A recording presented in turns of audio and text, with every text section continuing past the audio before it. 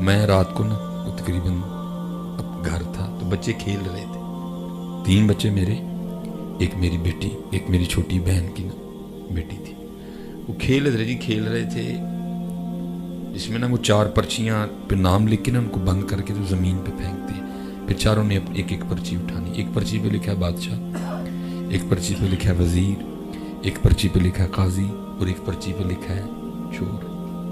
اب جو بادشاہ بنے گا نا وہ تینوں پھر جو ہے نا وہ اس کے ماتحت ہیں، اور سب سے جو بری حالت ہونی ہے نا وہ چور کی ہونی، بادشاہ کا جو دل کرے گا وہ چور سے کرائے گا۔ میں بیٹھا نا مطالعہ کر رہا تھا تو میں بار بار نا دیکھ رہا تھا کہ ہر بار نا وہ بادشاہ میرا بیٹا ہی بن رہا ہے۔ میں نے کہا بھائی ہر بار تو اتفاق نہیں نا ہو سکتا کہ یہ بادشاہ بن جائے، کچھ تو دال میں کالا ہے۔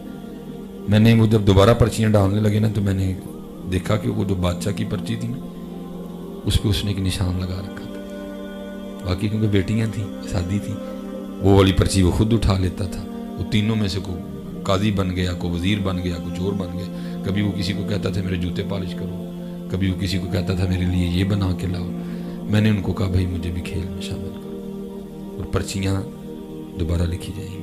جو میری بھانجی تھی نا میں نے اس کو کہا بیٹا آپ ذرا بیٹھو، 4 پرچیاں لکھی، پھر میں نے بھی کرپشن کی، میں نے بھی بادشاہ والی پرچی پہ نا کچھ کر دیا۔ جو میری بڑی بیٹی ہے نا میں نے اس کو کان میں کہا کہ وہ جو پرچی ہے نا جس پہ نشان لگا ہے تو نے وہ جلدی جلدی اٹھا لینی، باقی مقدر۔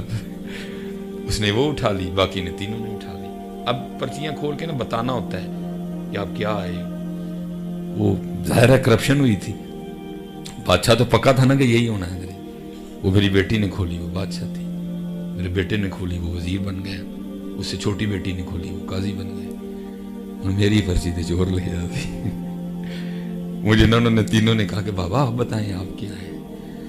ظاہر جی ساڑی عادت بگڑ گئی، حضرت علامہ مولانا ڈاکٹر فلانا فلانا فلانا۔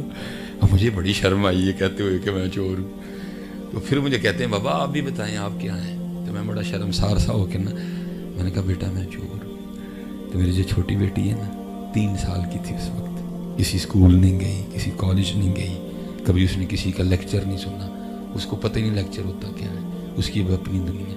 حضرت جی تڑف کے نا میں مسجد میں بیٹھا ہوں، تڑف کے میرے ساتھ لپٹ گئی اور رو کے کہتی ہے میرے بابا چور نہیں ہے۔ تڑف کے نا حضرت جی میرے ساتھ لپٹ گئی اور مجھے رو کے کہتی ہے میرے بابا چور نہیں۔